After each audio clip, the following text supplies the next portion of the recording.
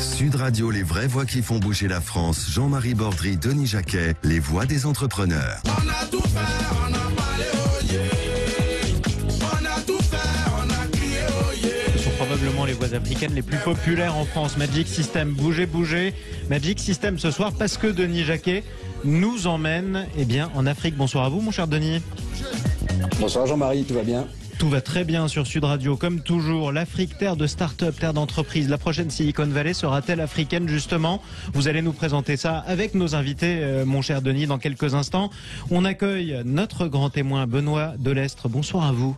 Bonsoir à tous. Et soyez le bienvenu sur Sud Radio. Vous êtes le cofondateur et dirigeant de Saviou. Saviou qui veut dire, vous me l'avez dit à l'instant, Sagesse en Corse. Sagesse en Corse, justement. Un fonds d'investissement qui parie exclusivement sur l'Afrique, sur les entreprises africaines. Pourquoi? Vous allez nous l'expliquer. On va accueillir dans quelques instants aussi notre autre invité, Isaac Nyamba. Bonsoir à vous. Bonsoir. Et soyez le bienvenu sur Sud Radio. Vous êtes le directeur général de la Poste ivoirienne, la Poste en Côte d'Ivoire, et vous allez nous expliquer justement, comment votre grande entreprise, est devenue un acteur public dans la révolution technologique en Côte d'Ivoire. Denis Jacquet. Alors d'abord, merci à Benoît Delestre de nous avoir rejoints. Je sais qu'il a voyagé toute la nuit depuis l'Afrique, donc en réalité, il devrait être dans son lit. Il est sur Sud Radio.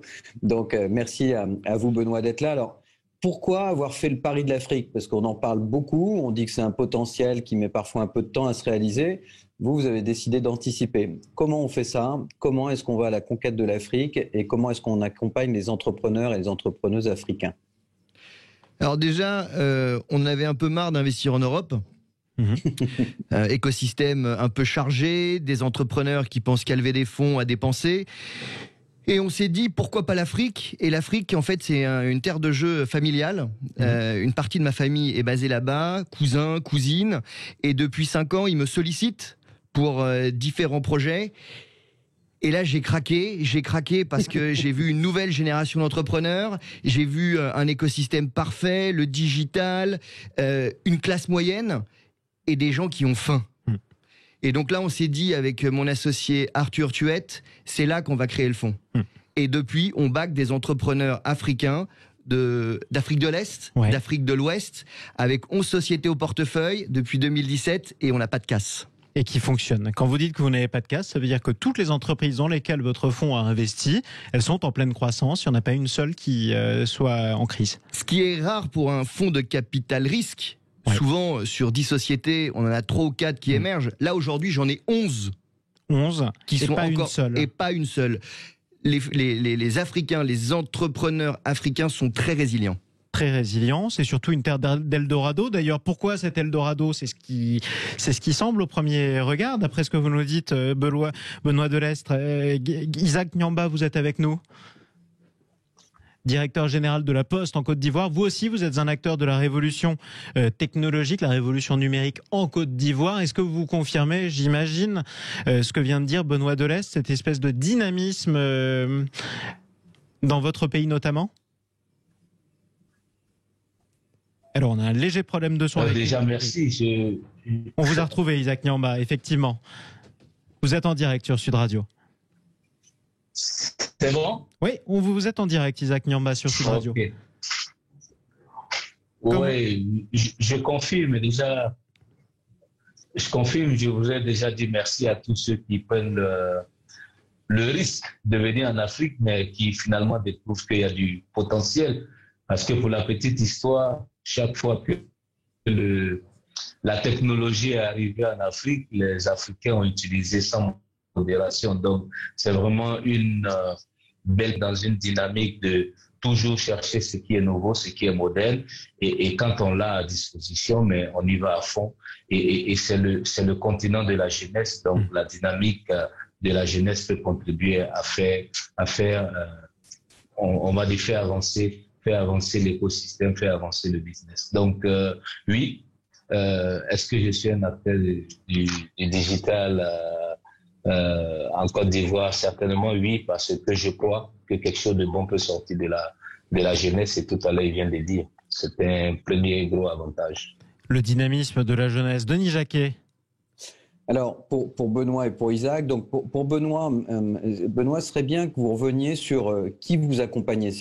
Il y a différentes phases. Soit j'accompagne ceux qui démarrent, ce qu'on appelle le early stage en bon français, ou le seed, ou j'accompagne ceux qui sont déjà en croissance, vers lesquels vous vous tournez. Et puis, je me retournerai vers Isaac ensuite. Alors, nous accompagnons à différents stades. Nous avons commencé par le seed. Et le seed chez Savvy, c'est avoir... On rappelle le seed, la définition pour tous ceux qui ne seraient pas familiers du terme? Alors, l'amorçage. Oui. Mais l'amorçage en Afrique, on veut quand même une équipe, un produit, des clients et des revenus. On n'est pas en pré-seed, c'est-à-dire ce qu'on appelle nous le tableau Excel. On veut déjà une base et on accompagne cette base et cet entrepreneur à grossir et à atteindre plusieurs autres étapes qui sont la pré-série A et la série A.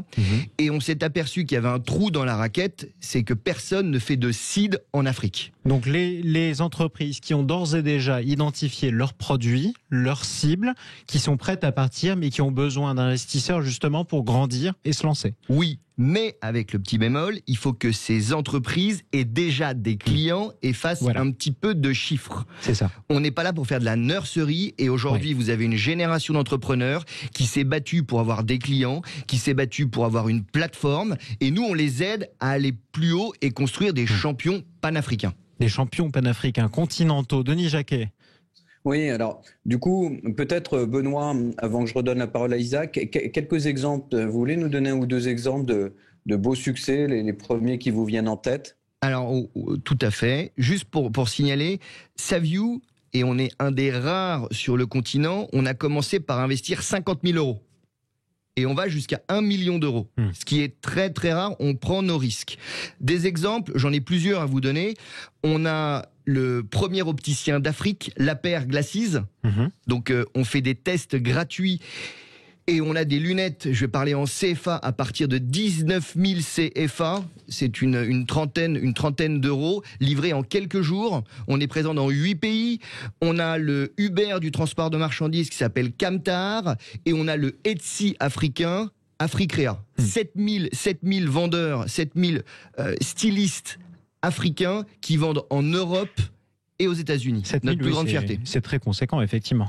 De l'Éthiopie en passant par le Cameroun, on fait vivre une communauté. Ces personnes produisent en Afrique et vendent essentiellement en Europe et aux US. Denis ? Alors, Isaac, il y a un projet qui nous a rejoint, notamment dans Day One, qui était celui de Door to Door. Et puis, il y a un grand plan, puisque j'ai eu le plaisir de discuter avec les équipes du nouveau Premier ministre ivoirien à Abidjan la semaine dernière, un plan Ivoire 2030 avec la transition digitale. Donc, est-ce que vous voulez bien nous expliquer un petit peu ce qui va se passer d'ici 2030? C'est quoi les grands projets? C'était quoi ce projet Door to Door qui reste quelque chose à faire, mais qui est Door to Door, voilà, porte à porte, et qui va être certainement réalisé dans les mois et les années qui viennent. Isaac Nyamba. Oui, comme vous disiez, ce grand plan digitalisation Côte d'Ivoire 2030 est très ambitieux, mais en même temps, il arrive au moment où le gouvernement du président, son Excellence Alassane Ouattara, veut mettre le citoyen au cœur de sa politique avec un vrai plan de politique sociale du gouvernement. Donc, j'avais parlé tout à l'heure de la jeunesse. Donc, il s'agit de mettre en place quelque chose qui peut finalement apporter des réponses aux grandes questions d'inclusion, inclusion sociale, inclusion digitale, donc réduire le gap du digital dans nos régions, les territoires. On a des localités qui aujourd'hui ne doivent plus avoir le complexe d'être loin de la capitale, mais avoir accès à la chose digitale. Donc, créer cet écosystème qui permet en même temps d'accompagner la modernisation de l'administration publique avec des services aux citoyens. Donc, c'est là que la Poste peut jouer, donc va jouer un rôle. Donc, utiliser le réseau de la Poste comme un point de prestation de services aux citoyens, parce que la réalité de l'Afrique, c'est celle-ci. Nous avons donc un réseau postal qui a une capillarité sur l'étendue du territoire, donc donner la possibilité aux citoyens en termes d'inclusion sociale de ne pas se sentir coupés, puisque le rôle premier de la Poste, c'est créer le lien social entre le gouvernement et les populations. Et puis, donc, dans cette grande politique donc, de Côte d'Ivoire solidaire, le gouvernement est chef d'orchestre avec donc création d'emplois, création des richesses, avec bien évidemment le secteur privé et le secteur public qui sont donc des animateurs. Alors, pour terminer sur Door to Door, en regardant ce plan, nous avons dit chez nous à la Poste, mais pourquoi ne pas revenir donc au centre et remettre en place ce que la Poste a toujours fait, apporter le service aux citoyens lambda. Donc, nous avons donc conceptualisé un projet qui s'appelle Door to Door, donc qui est très inclusif. Donc, pour quelques-uns, on parlera d'économie circulaire, la possibilité d'avoir du marketplace pour faire la mise en avant des produits made in Côte d'Ivoire, mais aussi peut-être être l'agent de distribution physique et logistique de tout ce qui va venir de l'international en termes de e-commerce, et puis donc bâtir un wallet ou un porte-monnaie électronique local et national pour permettre aux populations de toucher à la chose digitale et de n'avoir plus le complexe de la bancarisation, parce que vous savez, le bon essor que le mobile money a sur nos territoires, donc permettre aux populations agricoles d'utiliser cette technologie à partir du mobile, et pourquoi pas la Poste devenir celui qui va apporter des fertilisants, des produits phytosanitaires jusqu'aux agriculteurs dans les confins de la Côte d'Ivoire. Voici le vrai rôle de la Poste qui est opérateur logistique. Donc si vous mettez tout ça ensemble, c'est un beau projet qui colle avec donc la vision 2030 qui est pilotée donc par le gouvernement et qui a été écrit avant donc les élections présidentielles par le secrétaire général du gouvernement, ministre d'État, Patrick Kachi, qui vient d'être nommé donc Premier ministre par intérim, et celui même qui l'a écrit avec quelques acteurs du gouvernement, mais qui pourra donc pousser cette dynamique, j'espère bien, avec l'opérateur postal qui va être le bras opérationnel de cette stratégie. Voilà. Un vaste programme en tout cas. Objectif 2030, si on comprend bien, pour la Côte d'Ivoire, notamment pour la Poste en Côte d'Ivoire. Denis Jacquet.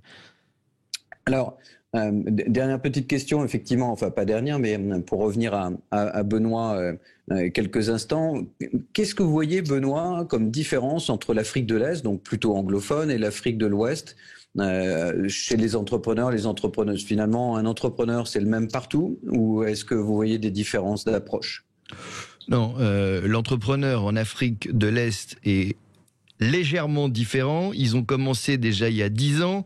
Et il faut vous dire qu'en Afrique de l'Est, vous avez des fonds, donc des fonds de capital risque et des fonds de ce qu'on appelle de private equity, capital développement, qui sont là depuis 20 ans. Donc l'écosystème est déjà créé. Vous avez des entrepreneurs qui ont déjà réussi, qui ont déjà amorcé la pompe, avec des corporates qui ont déjà racheté les sociétés. Toute la gymnastique existe déjà. Ce qui nous manque en Afrique de l'Ouest, c'est des premières sorties et c'est surtout des fonds. Essayons d'être comme en Afrique de l'Est, comme à Nairobi, au Kenya, où je vois tous les fonds UK américains aller. C'est facile, tout existe. Mais aujourd'hui, la génération, elle est à l'Ouest. Et quand je dis à l'Ouest, c'est plutôt dans les pays francophones. Arrêtez aussi le Nigeria, qui est hyper crowded. On a besoin de fonds dans les pays d'Afrique francophone. Les projets sont là. Et là, on a des entrepreneurs qui sont nés en Afrique, qui ont fait leurs études peut-être en Europe, peut-être aux US, qui sont revenus avec des idées gigantesques, qui veulent être disruptifs, et je l'ai dit en préambule, qui veulent construire des leaders africains dans leur métier. Des leaders panafricains même, comme vous le disiez à l'instant, dans leur métier. Merci à vous, en tout cas, pour le temps que vous nous avez accordé sur Sud Radio. Isaac Nyamba, merci d'être intervenu ce soir dans Les Voix des Entrepreneurs. Je le rappelle, vous êtes le directeur général de la Poste en Côte d'Ivoire. On retient cet objectif, d'ailleurs, objectif 2030. On essaiera de prendre de vos nouvelles avant, quand même, justement, pour pouvoir contempler l'éclosion de cet écosystème d'entrepreneurs, de start-upers, justement, et en particulier en Côte d'Ivoire. Merci beaucoup d'être intervenu ce soir sur Sud Radio. On est toujours avec, évidemment, Denis Jacquet pour Les Voix des Entrepreneurs, avec Benoît Delestre, cofondateur et dirigeant du fonds d'investissement Savview sur Sud Radio. Et on accueille notre troisième invité, Mathias Papé. Bonsoir à vous.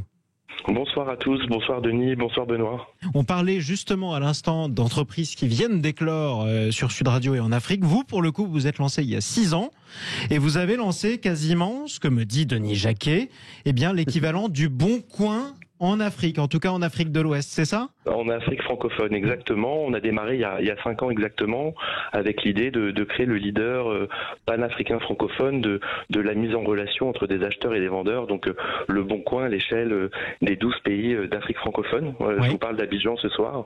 Voilà, c'est un projet qui a démarré il y a 5 ans et on est très concentré sur notre capacité à créer des leaders panafricains francophones avant de créer des leaders panafricains tout court. Notre challenge aujourd'hui, il est là. Et l'inspiration du Bon Coin, elle est immédiate, non? Vous appelez Coin Afrique, c'était vraiment le même concept? On est dans le même concept en termes de sites et services de petites annonces qui existent finalement depuis toujours, qui existaient d'abord sur le papier, et puis les acteurs comme le Bon Coin et certains autres sur d'autres géographies ont fait que c'est devenu des services digitaux. Nous, on a commencé par un service d'application mobile sur Android, qui était notre premier product, et puis rapidement on a enchaîné sur un site web mobile. Donc 99% de notre audience aujourd'hui sur les 12 pays d'Afrique francophone et mobile. Aujourd'hui, on a très peu d'audience sur la partie desktop. C'est ça sur les ordinateurs fixes, les gros PC, les gros Mac, tout le monde est sur une application, quoi. Tout le monde est sur son téléphone mobile, sur son smartphone, là où le Bon Coin avait vraiment commencé sur des systèmes d'ordinateurs. Là, nous, on a commencé depuis le départ, en fait, sur un service 100% mobile. Mais sinon, on est sur le même type de service qui traite de l'immobilier, des automobiles, de l'électronique et puis des produits de mode beauté accessoires. Tout ce qu'on peut avoir envie de vendre. Denis Jacquet. Alors, Benoît, d'abord, je reçois des petits messages pour l'émission. Jean-Marie aussi, on en reçoit. Donc, effectivement, il n'y a que des hommes et l'Afrique ce soir, mais j'ai déjà prévu en avril les femmes et l'Afrique. Donc, vous aurez un plateau exclusivement féminin. Vous savez que j'y suis très attaché, donc n'ayez aucune inquiétude là-dessus. La deuxième chose, Benoît, en Chine, qu'on a souvent accusé de copier, alors parfois à raison, mais souvent par méconnaissance, les Chinois ont repris tous les sites existants dans le monde, mais les ont adaptés à leur territoire, les ont adaptés de façon parfois juste hallucinante. Est-ce que c'est la même chose pour le coin Afrique? Comment est-ce qu'on adapte à un marché comme l'Afrique et c'est quoi les grosses différences, puisque Jean-Marie est venu effectivement sur cette question de l'adaptation? Bon, la première adaptation, si je peux répondre, c'est déjà une adaptation qui est liée à la qualité des réseaux de téléphonie. C'est-à-dire que quand on a démarré il y a 5 ans, on était plutôt sur des réseaux 3G. Donc ça voulait dire des produits très légers, des produits très rapides, des images très compressées pour pouvoir avoir une expérience utilisateur la meilleure possible dans le contexte, je dirais, de connectivité. La deuxième adaptation, elle est très liée en fait à la typologie des produits et je dirais à la modération et la qualité de l'offre de petites annonces qu'on a. Donc nous aujourd'hui, on a pris le parti pris depuis le démarrage de modérer 100% des annonces avant d'être mises en ligne pour éviter les arnaqueurs, les scammers, tout ce qui peut traîner en fait un peu partout, mais aussi un peu aussi dans cette zone. Et puis après la dernière adaptation, c'est une adaptation de modèle économique où en fait on a créé un système qu'on a adapté des systèmes de vente des opérateurs téléphoniques en Afrique qui aujourd'hui sont à 90% prépaid. En fait, on a un service qui permet aux vendeurs d'acheter des crédits en prépayé et de dépenser ces crédits dans la plateforme pour pouvoir booster une annonce, ajouter des photos, créer une boutique professionnelle. Donc c'est dans ce sens-là où on a adapté le processus d'achat à des processus d'achat existants sur du prépayé notamment et qui aujourd'hui représente 80-90% du business des entreprises de téléphonie mobile. C'est ça les principales adaptations, au-delà des messages, du marketing et aussi lié aussi à la maturité des utilisateurs, puisque les 2 premières années, on a passé beaucoup de temps sur le terrain pour aller chercher dans la rue, dans les boutiques, les premiers vendeurs pour poster leurs premiers produits et amorcer la pompe de la place de marché. Amorcer la pompe, justement. Ce sera le mot de la fin. C'est tout ce qu'on vous souhaite, en tout cas, de poursuivre votre essor, justement. Coin Afrique, justement. Merci de votre invitation. Merci à vous, Mathias Papet, d'être intervenu sur Sud Radio. Coin Afrique, l'équivalent ouest africain, en tout cas, d'Afrique francophone, du site Le Bon Coin. Peut-être le mot de la fin, justement, avec vous, Benoît Delestre, cofondateur de Savio. Vous confirmez globalement ces impressions sur la nécessaire adaptation ? Alors, déjà, moi, je confirme qu'aujourd'hui, la plupart des grosses plateformes dites ubérisées sont des répliques de ce qui marche en Europe et aux US, mais complètement tropicalisées. elle fonctionne, la tech fonctionne, la jeunesse et les consommateurs, les clients sont là. Ce qui manque en Afrique, c'est des gens qui peuvent prendre des risques et investir dans des talents. C'est vraiment le gros trou de la raquette. Les projets sont là. Et le capital n'est pas encore là. Ce sera la prochaine génération après la réussite des entreprises que vous soutenez, quoi. Exactement. Et j'ai hâte que les entrepreneurs qu'on soutienne fassent des sorties très rapides et réinvestissent dans des talents locaux. Et vous êtes optimiste ? Oui, on va annoncer des belles choses dans les prochains mois. Et vous allez voir que on va amorcer la pompe et on va faire comme en Afrique de l'Est. Et ben ces mêmes talents vont être financés par des aînés. Financés justement par des aînés. Denis Jacquet. Oui, Benoît, une dernière question, parce que le temps court très vite. Justement, parlons des entrepreneuses. Assez, pas assez de projets portés par des femmes, alors qu'on sait le talent des femmes en Afrique notamment. Alors, il y en a beaucoup en Afrique de l'Est. En Afrique de l'Ouest, moins de parité. Moins de parité. On a des bons projets, et nous on veut investir sur un projet mené par une femme cette année, mais il y en a moins. Il faut reconnaître qu'il y en a moins. Contrairement à l'Afrique de l'Est où les femmes sont porteuses de projets. Mais là, les hommes en tout cas. Oui, et là on a quand même beaucoup investi en Afrique de l'Est, donc maintenant on veut se focaliser à l'Ouest. Donc j'appelle toutes les femmes qui ont des projets en Afrique francophone, Savio les étudiera. Savio, justement, le fonds d'investissement spécialisé dans l'Afrique. Vous pariez exclusivement sur des entreprises en Afrique. Merci à vous, Benoît Delestre, d'être intervenu ce soir dans Les Voix des Entrepreneurs. Merci pour votre invitation. Et bonne route, surtout à vous. Et bonne route, bonne chance aussi à tous vos... Et bonne nuit. Bonne nuit, bon décalage horaire et bonne chance à tous vos poulains, surtout tous ceux tous ceux que vous essayez de lancer, d'accompagner toutes ces entreprises en Afrique de l'Ouest. Merci à vous, Denis Jacquet. C'était un grand plaisir de vous emmener avec moi en Afrique où je suis très régulièrement, donc c'est pas la dernière fois. Effectivement, mais en tout cas on se retrouve avec vous, a priori, si tout va bien, s'il n'y a pas de reconfinement.